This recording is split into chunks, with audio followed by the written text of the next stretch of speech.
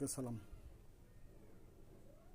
বিচার ব্যবস্থা কল্যাণকর ও কালোপযোগী করা, পরিবর্তন সাধন এবং জীবনের সর্বস্তর হইতে দুর্নীতির মূল্যচ্ছেদ করা, এই সকল নীতিসমূহ উদ্দেশ্য বলি দেশের সমগ্র জনগণের ঐক্যবদ্ধ ও সংহিত সৃষ্টির মাধ্যমে শান্তিপূর্ণ গণতান্ত্রিক প্রক্রিয়া বাস্তবায়নে রূপান্তরিত করিতে সততা, নিষ্ঠা, শৃঙ্খলা ও দৃঢ়তার সহিত সকলের সার্বিকভাবে আত্মনিয়োগ করিবে। খ. বাংলাদেশ নিউ সংসদ লীগের বিশ্বের যে কোনো ভালো মতামত, ভালো দিক, ভালো কর্ম, ভালো মানুষের চরিত্র ও তাহাদের কর্ম অনুসরণ করিবে।